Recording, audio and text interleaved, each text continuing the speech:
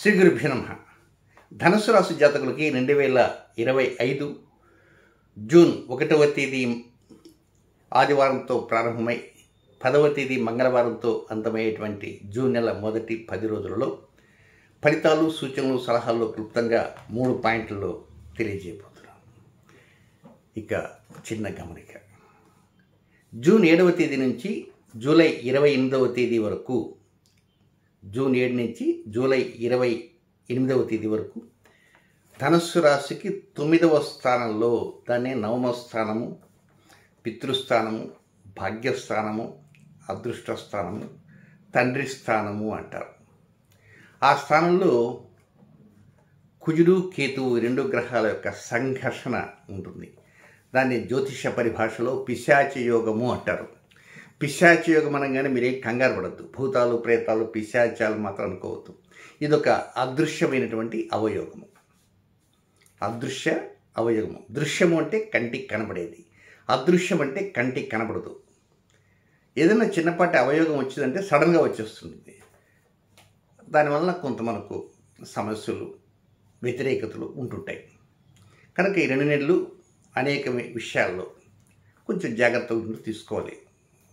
వాస్తవానికి ఇది రాజకీయ నాయకులపైన, క్లైమాటిక్ కండిషన్స్ పైన, వైరస్ల పైన, ప్రపంచ దేశాల్లో సరిహద్దు దేశాల మధ్య ఇలాంటి వాటిపైన దీని యొక్క ప్రభావం ఉంటుంది. యుద్ధ భయ వాతావరణాలు అలాంటి వాటిపైన ఉంటుంటుంది.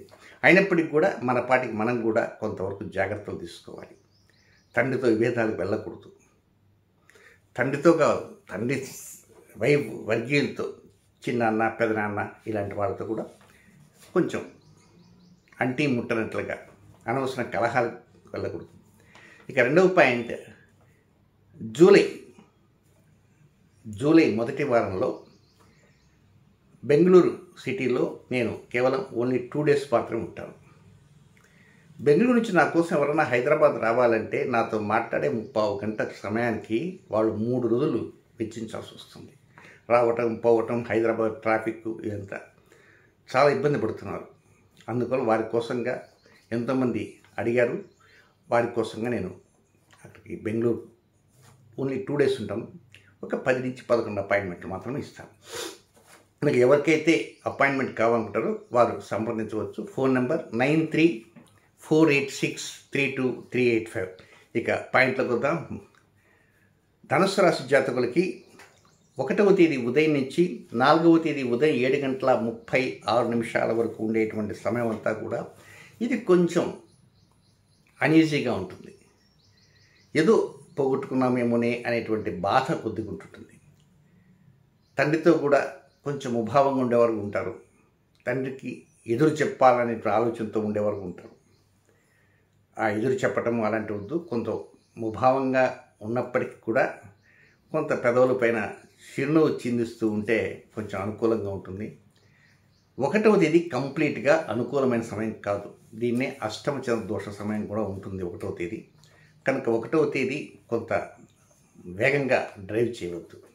ఇక సెకండ్ పాయింట్కి వెళ్తే 4వ తేదీ ఉదయం 7:36 ప్రారంభమై 9వ తేదీ ఉదయం 8:51 వరకు ఉండేటువంటి సమయం అంతా కూడా ఇది అనుకూలంగా ఉంటుంది. డెవలప్మెంట్స్ ఉంటాయి, లాభస్థానం బాగుంటుంది, లైఫ్ అడ్మిషన్ బాగుంటుంది, వృత్తిలో, ఉద్యోగంలో, వ్యాపారంలో, సంతానంలో, ఆర్థిక స్థితిగతుల్లో, ఇక మీ మానసిక శారీరక అంశాలలో, చేసేటువంటి కార్యక్రమాల్లో, చేయబోతున్న కార్యక్రమాల్లో కొంత వెసులుబాటు లభించే విధంగా, అవకాశాల దగ్గరికి వస్తున్నట్టుగా, పరిస్థితులని కూడా సావధానంగా ముందుకు పోతున్నట్టుగా, ఏదైనా కొంత ఫేవరబుల్ రిజల్ట్స్ అనేవి అక్కడ కనబడుతుంటాయి.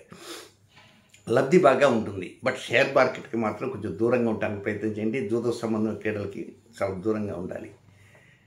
కొంత అనుకూల పరిస్థితులు వస్తుంటాయి. ఎక్కడ ఉద్యోగం కావచ్చు, వ్యాపారంలో కావచ్చు, ట్రాన్స్ఫర్స్ కావచ్చు, ప్రమోషన్స్లో కావచ్చు, రావాల్సినటువంటి బాకీల విషయంలో కావచ్చు, ఇవ్వవలసినటువంటి బాకీలు కావచ్చు, అంతా కొంత ఫేవరబుల్నెస్ కనబడుతుంది. నెక్స్ట్ 3వ పాయింట్కి వచ్చేసి 9వ తేదీ ఉదయం 8:51 ప్రారంభమై 10వ తేదీ అర్ధరాత్రి వరకు ఉండేటువంటి సమయం అంతా కూడా ఇది కొంత ఖర్చుతో కూడుకున్నటువంటిది. చేతిలోని డబ్బులు కొంచెం ఖర్చు అయ్యే అవకాశాలు ఉంటాయి.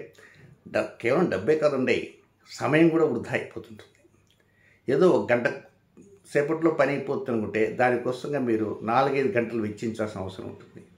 ఏదో ముఖ్య కార్యక్రమం చేస్తుంటారు, సడన్గా పవర్ పోతుంది, ఇంకా మళ్ళీ పవర్ ఇప్పుడు రాదు, దానివల్ల సమస్యలు వస్తాయి. మిగతా కార్యక్రమాలపైన దాని యొక్క బర్డెన్ పడుతుంటుంది. కొంచెం డబ్బు విషయంలో చాలా జాగ్రత్త తీసుకోవాలి. ఏదైనా డబ్బు తీసుకుని వెళ్తున్నా, ఏటీఎం తెచ్చుతున్నా, లేకన్నా ఎక్కడన్నా సెల్ ఫోన్ పెట్టినా భద్రంగా పెట్టండి. ఎక్కడ పెట్టేసి షాపింగ్ కాంప్లెక్స్లో బిల్ పే చేసి అది చేసి ఈ సెల్ మర్చిపోయేవారు ఉంటారు.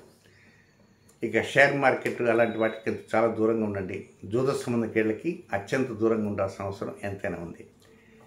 ఇక ధనుసు రాశిలో జన్మించినటువంటి మూల నక్షత్రంలో జన్మించినటువంటి జాతకులకి 8వ తేదీ ఆదివారం మధ్యాహ్నం 12:42 ప్రారంభమై 9వ తేదీ సోమవారం మధ్యాహ్నం 3:31 వరకు వారికి అనుకూలమైన సమయం కాదు.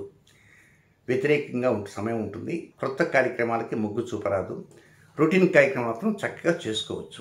ఇక నెక్స్ట్ పూర్వాషాఢ నక్షత్రంలో జన్మించినటువంటి ధనురాశి జాతకులకి 9వ తేదీ సోమవారం మధ్యాహ్నం 3:31 మొదలై 10వ తేదీ మంగళవారం సాయంత్రం 6:02 వరకు వారికి అనుకూలమైన సమయం కాదు. అది వ్యతిరేక సమయము, అన్ఫేవరబుల్ టైం. రొటీన్ కార్యక్రమాలు మాత్రం చేసుకోవచ్చు. నెక్స్ట్ ఉత్తరాషాఢ నక్షత్రం 1వ పాదంలో జన్మించిన ధనుసు రాశి జాతకులకి ఆదివారం ఉదయం 1వ తేదీ ఆదివారం ఉదయం నుంచి ఆదివారం రాత్రి 1వ తేదీ రాత్రి 9:36 వరకు మాత్రమే అది వ్యతిరేకంగా ఉంటుంది. మిగతా సమయం అంతా అనుకూలంగా ఉంటుంది. కనుక ఈ వ్యతిరేక సమయంలో కొత్త కార్యక్రమాలకి మొగ్గు చూపకుండా రొటీన్ కార్యక్రమాలు చేసుకోవచ్చు. శుభం.